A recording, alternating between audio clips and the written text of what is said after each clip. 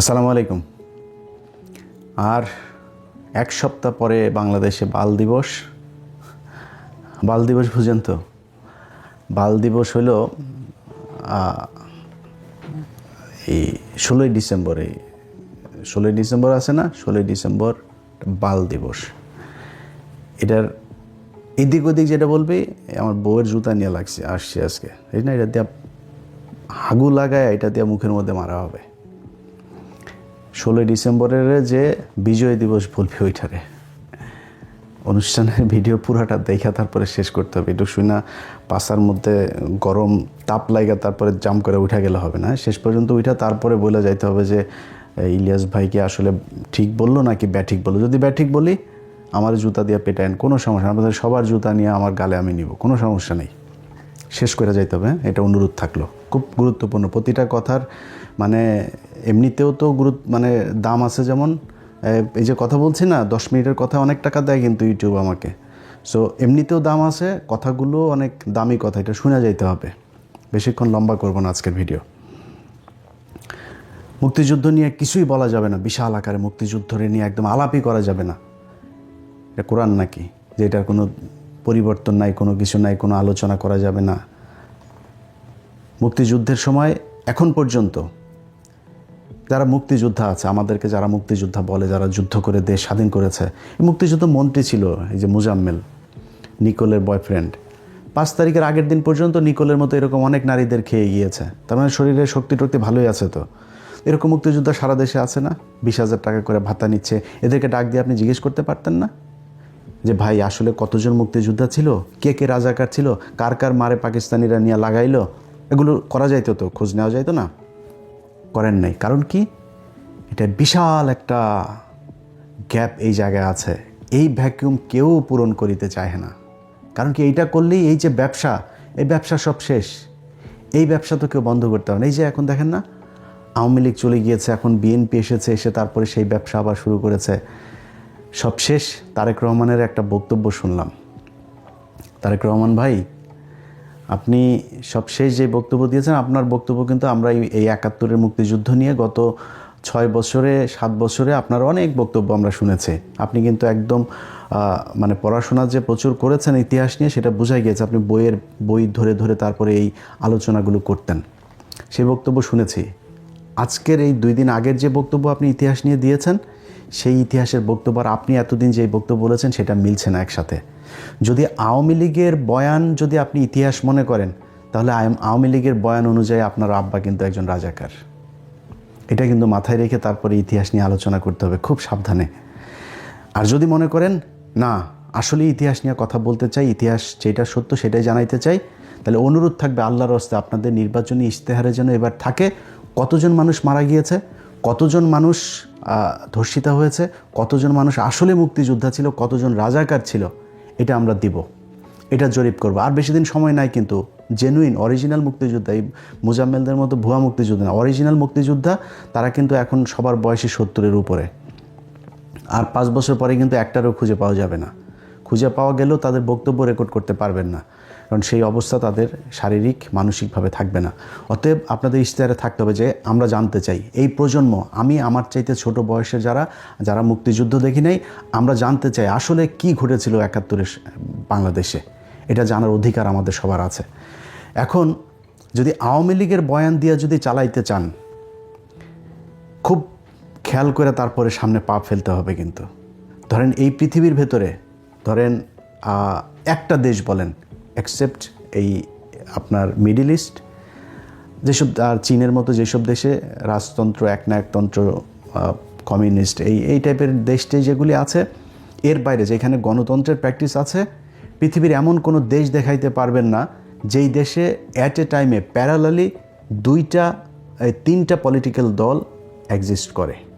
2টা, সবখানে 2টা। আপনি আমেরিকা বলেন, লন্ডন বলেন, যত মানে বড় বড় আপনার দেশ যা আছে, সেটা এই ইন্ডিয়া বলেন আর বাংলাদেশ বলেন, কখনোই কিন্তু 3 দল একসাথে সমান শক্তিশালী 3টা বিরোধী দল পৃথিবীর কোথাও নাই।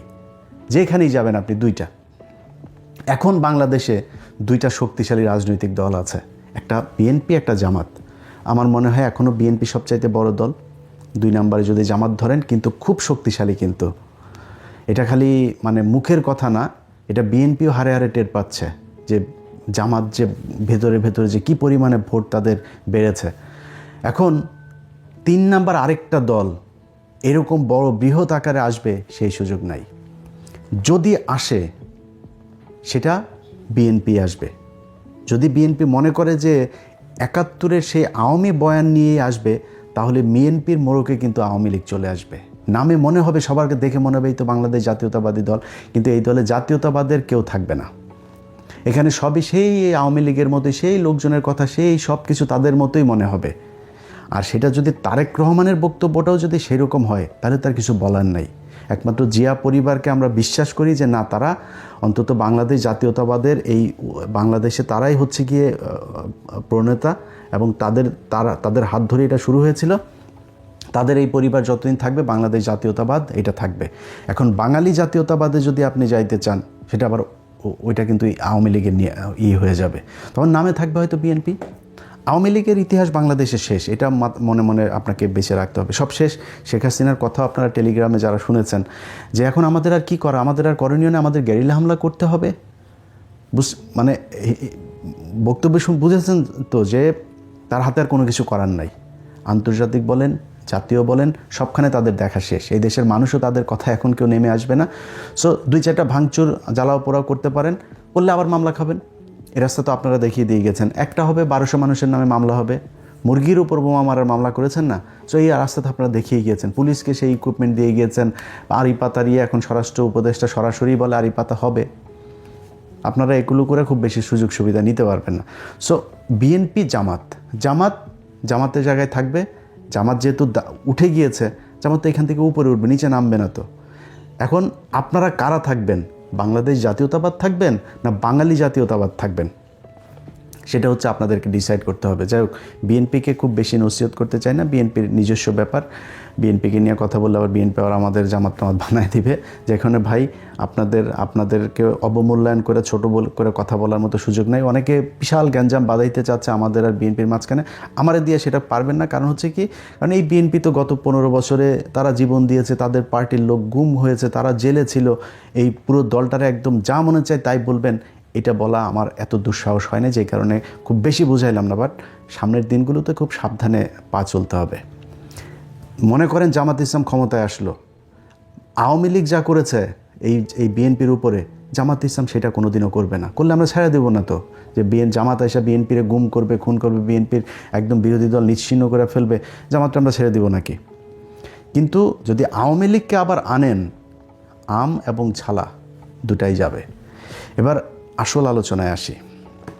আজকে আমার এই বাম সাইডে আমার বউয়ের জুতা দেখাইছি না আগে, এই জুতাটার পাশাপাশি আরও একটা জিনিস আমার কাছে এনে রেখেছে, এইটাও আপনাদের একটু দেখায় তারপরে অনুষ্ঠান শেষ করব। আজকে পিনাকিদার মতো আমার এডিটর সাহেবদেরকে একটু বলবো যে একটু কাজ করতে। এটা হচ্ছে আমাদের আপনার অরক্ষিত স্বাধীনতায় পরাধীনতা, এটা মনে হয় লেখাটা উল্টা দেখাবে যেহেতু ভিডিওতে। সো এই অরক্ষিত স্বাধীনতায় পরাধীনতা, এই বইটার এটা হচ্ছে এডিটর সাহেব আমার এটার প্রথম পৃষ্ঠার ছবিটা আপনাকে দিয়ে পাঠায় দেব, আমি একটু দেখায় দিয়েন। এটা দ্বিতীয় সংস্করণ,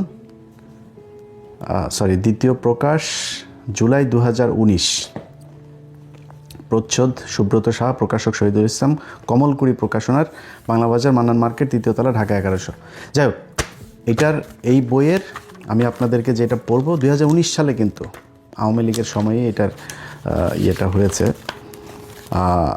এটার 48 নম্বর পৃষ্ঠা আপনাদেরকে আমি 48 থেকে 49 এবং 50 নম্বর, ছোট 2-3 মিনিটের ভেতরে আপনাদের পড়ে শেষ করে দিব। এই বইটা হচ্ছে এই মেজর জলিল। আমি কিছুক্ষণ আগে বললাম না যে 16 ডিসেম্বর বিজয় দিবস বলে জুতা দিয়ে পেটাবো, এটা কিন্তু আমি বলিনি, এটা এই মেজর জলিল বলে গিয়েছেন। কেমনে বলে গিয়েছেন? উনি ওনার ভাষায় বলেছেন, আমি আমার ভাষায় বললাম আর কি। তো 48 নম্বর পৃষ্ঠার একদম শেষ 5 নম্বর লাইন থেকে পড়া শুরু করবেন। 16 ডিসেম্বর 1971 সনে ভারতীয় সেনাপতি জেনারেল অরোরার কাছে পাকিস্তানি সেনাপতি জেনারেল নিয়াজি যে আত্মসমর্পণ করেছেন, সেই ইতিহাস চিরযুগী অম্লান হয়ে থাকবে। বেতনভুক্তদের ইতিহাস লেখা হয় না, তারা ইতিহাস নয়, তারা ইতিহাসের খোরাক মাত্র। ঐতিহাসিক 16ই ডিসেম্বর 1971 সন বাংলাদেশের মুক্তিযুদ্ধের আনুষ্ঠানিক অবসানের দিন। আনুষ্ঠানিক কী দিন? অবসানের দিন, বিজয় দিন না। কিন্তু শেষ করতে দেন। হানাদার পাকিস্তানি বাহিনী ভারতের পূর্ব অঞ্চলীয় কমান্ডারের অধিনায়ক লেফটেন্যান্ট কর্নেল জগজিৎ সিং অরোরার কাছে ঢাকার রেসকোর্স ময়দানে আত্মসমর্পণ করে। যে যুদ্ধ বাঙালি সশস্ত্র গণবিস্ফোরণ ও মুক্তিযুদ্ধের মধ্য দিয়ে শুরু হয়, তার শেষ হয় ভারতীয় সেনাবাহিনীর অধিনায়কের কাছে হানাদার পাকিস্তানি বাহিনীর অধিনায়কের আত্মসমর্পণের মধ্য দিয়ে। হিসেব মিলছে না কেন? হিসেবের এই গরমিলের জন্য দায়ী কে বা কারা? যারা মুক্তিযুদ্ধ শুরু করেছিল, যুদ্ধ শেষে পরাজিত শত্রুপক্ষ মুক্তিযোদ্ধাদের কাছে আত্মসমর্পণ করল না কেন? পাকিস্তান এবং ভারতের মধ্যে তো কোনো যুদ্ধ হয়নি। মুক্তিযুদ্ধ সংঘটিত হয়েছিল হানাদার পাকিস্তানি সেনাবাহিনী এবং মুক্তিকামী বাঙালি জনগণের মধ্যে। ভারতীয় সেনাবাহিনীর কাছে পাকিস্তানি সেনাবাহিনীর আত্মসমর্পণের হেতুটি দেখা দিল কেন? কোন উদ্দেশ্যে? মুক্তিযুদ্ধের সর্বাধিনায়ক কর্নেল উসমানীর কাছে পাকিস্তানের পরাজিত নিয়াজি আত্মসমর্পণ করলেন না কেন? আত্মসমর্পণের সময় কর্নেল উসমানী উপস্থিত ছিলেন না কেন? অনুপস্থিত ছিলেন কেন? আত্মসমর্পণের বেশ কয়েকদিন পর কর্নেল উসমানী ঢাকায় এলেন কেন? এ সময়কাল তিনি কোথায় ক্ষেপণ করেছেন? তিনি কি তাহলে সত্যিই কলকাতায় বন্দী ছিলেন? আজও বাংলাদেশের জনমনে নানান প্রশ্নের ভিড় জমেছে। এসব প্রশ্নের উত্তর দেশবাসী আওয়ামী লীগের কাছে থেকে প্রত্যাশা করেছে, কিন্তু আওয়ামী লীগ নেতৃত্ব এবং ভারতে অবস্থানরত প্রবাসী আওয়ামী লীগ নেতৃত্ব এ সকল প্রশ্নের জবাব দেওয়ার আজ পর্যন্ত কোনো তাগিদই বোধ করেনি। তাছাড়া আত্মসমর্পণের পর এক সপ্তাহের পরে প্রবাসী আওয়ামী লীগ সরকার বাংলাদেশে ফিরে এসে বিনা প্রশ্নে গদিতে বসেন। মুক্তিযুদ্ধের সর্বাধিনায়ক ঐতিহাসিক আত্মসমর্পণ অনুষ্ঠানে কেন অনুপস্থিত ছিলেন, সে সত্যটি উদ্ঘাটন করার জন্য আজ পর্যন্ত কোনো তদন্ত কমিটি গঠন করা হলো না। অথচ মুক্তিযুদ্ধের এই অসহায় মহানায়ক কর্নেল ওসমানীর কতই না প্রশংসা। কেন এই মিছিমিছি প্রশংসা? এর অন্তরালে কী রহস্য? রহস্য তো নিশ্চয়ই রয়েছে। ভারতীয় সেনাবাহিনীর অধিনায়কের কাছে পাকিস্তানি সেনাবাহিনীর অধিনায়কের আত্মসমর্পণের মধ্য দিয়ে প্রকৃত পক্ষে 16ই ডিসেম্বর, যাকে আমরা বিজয় দিবস হিসাবে অভিহিত করি, যাকে আমরা 16ই ডিসেম্বর বলে অভিহিত করি, সেই দিন থেকেই বাঙালির মুক্তিযুদ্ধকে সরাসরি অস্বীকার করা হয়েছে। 16ই ডিসেম্বর যোদ্ধাদের বিজয় দিবস এর পরিবর্তে ভারতীয় সেনাবাহিনীর বিজয় দিবস হিসাবে ইতিহাসে আনুষ্ঠানিকভাবে চিহ্নিত করা হয়েছে। এই ষড়যন্ত্রের পেছনে আসলে উদ্দেশ্য হচ্ছে বাঙালির স্বাধীনতা সংগ্রামকে অস্বীকার করা এবং পাক ভারত যুদ্ধে পূর্বাঞ্চলের রণাঙ্গনে ভারতীয় সেনাবাহিনীর বিজয় ঘোষণা করা। এ বিজয়ে বাংলাদেশের মুক্তি পিপাসু জনগণ ও মুক্তিযোদ্ধারা ছিল নীরব দর্শক। আওয়ামী লীগ নেতৃত্ব ছিল বিনয়ী তাবেদার এবং কর্নেল ওসমানী ছিলেন অসহায় বন্দী। এ যেন ছিল ভারতের বাংলাদেশ বিজয় এবং আওয়ামী লীগ সরকার এ নববিজিত ভারত ভূমির যোগ্য লিজ গ্রহণকারী সত্তা। সুতরাং যেমন সত্তা তেমনই তার শর্ত। আর যায় কোথায়? এ তো গেল 16ই ডিসেম্বরের সম্পর্কে কিছু কথা।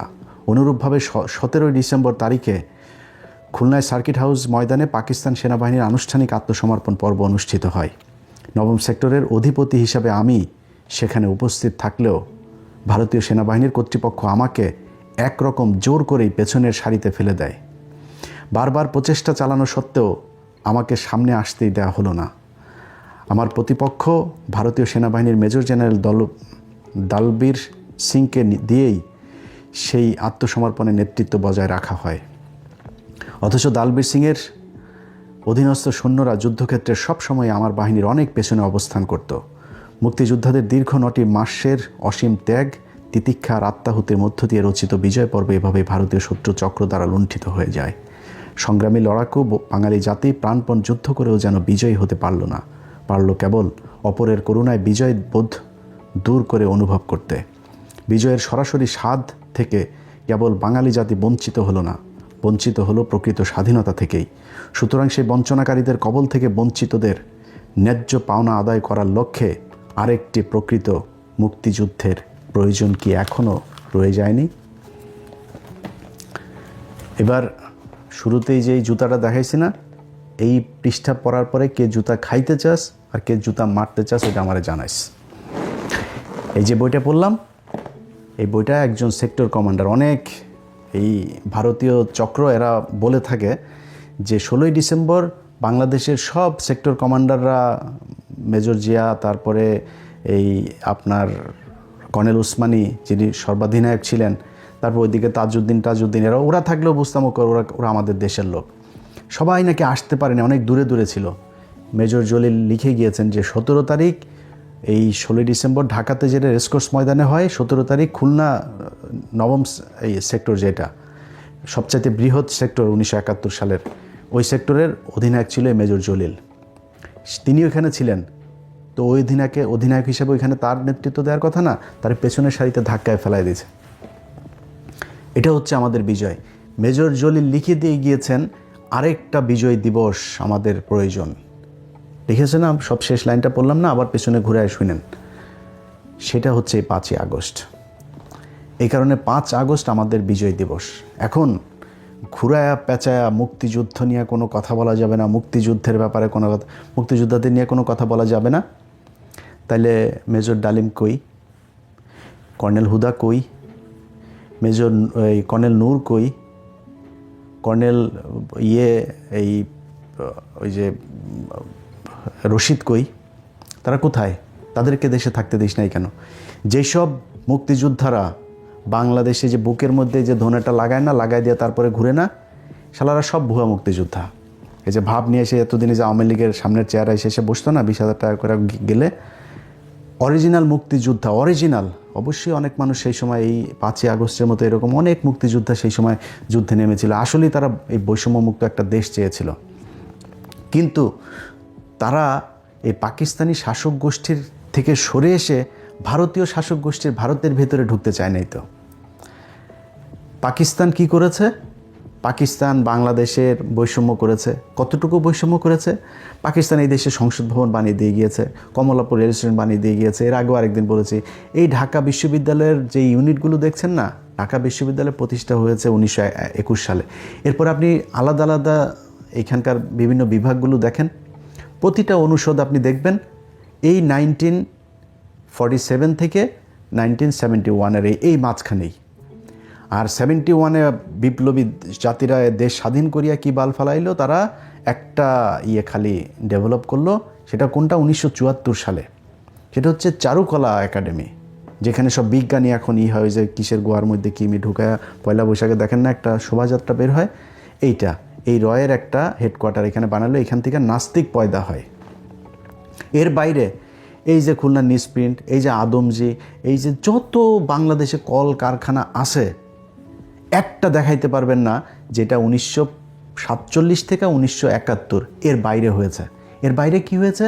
পাকিস্তানিরা যাওয়ার পরে আমাদের দেশের সব নিউজ প্রিন্ট বন্ধ, এইটা বন্ধ, ওইটা বন্ধ। এই যে এখন যেগুলি এই কেরুয়েন কোম্পানি দেখেন, সব লস। এই যে এখন বিদেশিদেরকে দিতে চায় না বন্দর, বিদেশিদেরকে দিতে চায় না আপনার এই বিমানবন্দর, দিতে চায় না কেন? লুটপাট করে সব জায়গায় লোকসান, রেলওয়ে লোকসান, বাস লোকসান, বিআরটিসির লোকসান, বিআরটিএর লোকসান, সব জায়গায় লোকসান। একটা কোনো মিল ফ্যাক্টরি করতে পারে নাই। তো পাকিস্তান বৈষম্য করে এই দেশে সব প্রতিষ্ঠা করে গিয়েছিল, আর ইন্ডিয়া আমাদেরকে স্বাধীন করে দিয়ে সব মিল কল কারখানা এই বইটাতে এর পরের আরেকটা আছে, টোটাল 7টা না 8টা যেন আছে। এই 8টার মধ্যে একটা যে ভারতীয় বাহিনীর লুণ্ঠনের যে চিত্র, সেটা মেজর জলিল লিখে দিয়ে গিয়েছেন, কিভাবে তারা এই দেশের মিল কল কারখানার হসপিটাল থেকে শুরু করে সরকারি বিভিন্ন জিনিসপত্র সব চুরি করে নিয়ে গেছে এই ভারত। তাদেরকে আমরা এখন, তারা হচ্ছে আমাদের বন্ধু, তারা আমাদের দেশ স্বাধীন করে দিয়ে গেছে। এবারটা 16ই ডিসেম্বর সব ভারতীয় লোক, একটা বাংলাদেশের লোক রাখতে পারিস নাই তুই? এই যে ছবি আপনারা দেখেন 16ই ডিসেম্বরের, একজন বাংলাদেশের মানুষকে সেখানে থাকতে দেওয়া হয়নি। ভারত পাকিস্তান যুদ্ধে 16ই ডিসেম্বর ভারত বিজয়ী হয়েছে, 5 আগস্ট বাংলাদেশ বিজয়ী হয়েছে। এই কারণে 5 আগস্ট আমাদের বিজয় দিবস। এই 71 বেচা যারা খাইতে চাবে, গালের মধ্যে জুতা দিয়া পেটায়া, হাগু লাগায় জুতা দিয়া পেটানো হবে। সুদানির ফুয়ারা, ইয়ার কি মারাও না? 16ই ডিসেম্বর আর 71 শেখ মুজিবকে নিয়ে আপনারা উত্তেজিত হয়েন না, উত্তেজিত না হয়ে চুপচাপ থাকেন। এই যে শাহরিয়ার ভাই দেখেছেন না, পদে আগুন লাগিয়ে দিয়েছে, এদের পদে আগুন, এই চাপাবাজি করার দরকার নেই ভাই। বই দেখায় দেখায় মুক্তিযোদ্ধারা যে বই লিখে দিয়ে গিয়েছে, এক তাজউদ্দিনের মেয়ের বই যদি পড়েন, আওয়ামী লীগের লোকের 90% ইমান চলে যাবে। খালি তাজউদ্দিনের মেয়ের এই তাজউদ্দিন আহমেদ নেতা ও পিতা বইটা পড়বেন, 99% ইমান ওই দিনই শেষ হয়ে যাবে। আওয়ামী লীগের প্রতি ওদের তো এটা ধর্ম, ওই ধর্মের যারা বাসিন্দা আছেন সব ইমান শেষ হয়ে যাবে। বই দেখায় দেখায় পৃষ্ঠা নাম্বার বলে বলে, কালকে বই বের করছি সব, ওখানে কোন কোন মার্ক করে রাখছে, যে মার্ক করা দেখছেন না বইয়ে, মার্ক করে করে রাখছে। কিন্তু এগুলি যখন যেটা যেখানে মনে করেছে যে এটা ভবিষ্যতে কাজে লাগবে, তো ওইটা এই কারণে মার্ক করে করে রেখেছি। এগুলো সব এক এক করে করে আপনাদের সব দেখানো হবে। মুক্তিযোদ্ধা নিয়ে কত জাউরামি হয়েছে এই দেশে, এই জাউরামি থেকে এই জাতিকে বের হইতে হবে। এই বালের মুক্তিযুদ্ধ বেচাই এই জাতির আর খাইতে দেওয়া যাবে না। এবং এই দেশের মানুষ ওই মুডেও নাই। ওরা সারাদিন চিল্লাপাল্লা করুক ফেসবুকে, ওদের এখন ওদের গ্রুপে মোটামুটি মানে এই জায়েদ খান আগে ছিল না, ওই যে চলচ্চিত্রের এক জোকার, আমাদের এইখানে এখনকার এক এই জোকার, ওই যে আমতারেক টারেক, তারপরে ওই যে বিরানি আলম টালম, এইসব জোকার কিছু, ওদের খালি এখন হিরো আলম ছাড়া মোটামুটি সবাইকে ওরা ওদের দলে নিয়ে নিয়েছে। কোনো ভদ্র শিক্ষিত, কোনো যারা ইতিহাস জানে, যাদের মানুষ পছন্দ করে, যারা দেশপ্রেমিক, যারা দেশের কথা বলে, একজনও ওনাদের দলে নাই। ওনাদের দলে এখন সব এই চোর ভাটফাট ঠাটফাট যেগুলি আছে। হিলাল আলম ভাই, আপনি আবার রাগ করেন, এমনি আপনার নাম বললাম, আপনি তো ফান টান করেন, মজা টজা দেখান, এই কারণে বললাম আর কি। মানে আপনারও যে কোনো সময় ওইখানে নিয়ে নিতে পারে, যদি আপনি ওদের মতো অসভ্য না, এটা আগে বুঝায় নিলাম।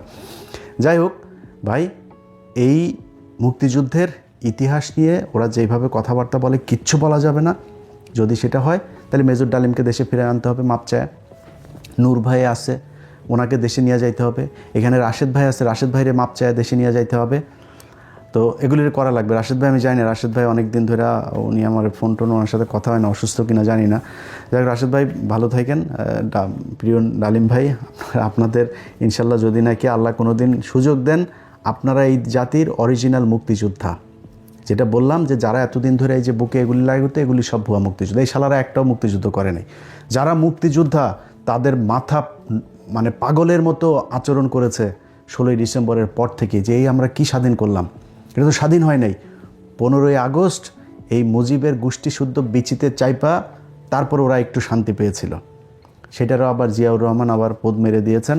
জিয়াউর রহমান এই লোকগুলোরে থাকতে দেন নাই। জিয়াউর রহমান যদি ওই দিন এই লোকগুলোরে থাকতে দিত, তাইলে কিন্তু জিয়াউর রহমানকেও মরতে হয় না, এই দেশও আবার ভারতের ইয়েতে যায় না।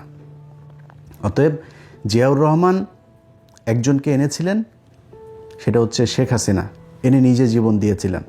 এখনকার বিএনপির তারেক রহমান সাহেব যদি ভালোবেসে আবার শেখ হাসিনা বা আওয়ামী লীগের জয় পুতুল এদেরকে আনতে চান, আপনার অবস্থাও কিন্তু আপনার বাপের মতোই হবে।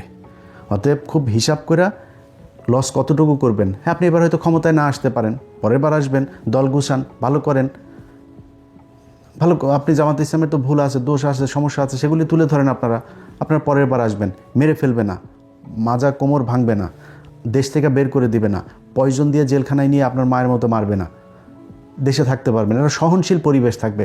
এই যে এইবার অনেক কিছুই তো হচ্ছে জামাত বিএনপির মধ্যে, আপনি দেখেন জামাতের লোকজন যাচ্ছে হসপিটালে দেখতে, বিএনপির মহাসচিব এই বদমাইশও দেখলাম তায়ের বাইরে দেখতে গেছে। তাও এতটুকু তো আছে এখনও পর্যন্ত।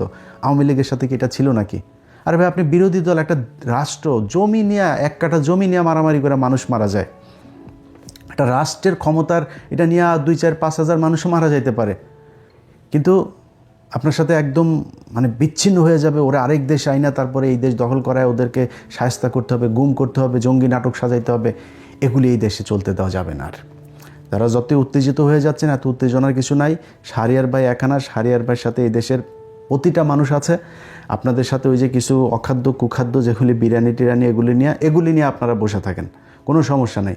এবং এই যে টকশোতে নিয়ে কারা কারা এইসব এই আওয়ামী লীগের এগুলোর নিয়ে বয়ান চালাচ্ছে না, এগুলো কিন্তু আমরা তাদের বয়ান হিসাবে নিচ্ছি না। আমরা ওই প্রতিষ্ঠানের ওই কোন সাংবাদিক ওইটার নেতৃত্ব দিচ্ছে, কোন গ্রুপের টেলিভিশন, এটা কোন গ্রুপের পত্রিকা, ওগুলো কিন্তু আমরা নজরে রাখছি।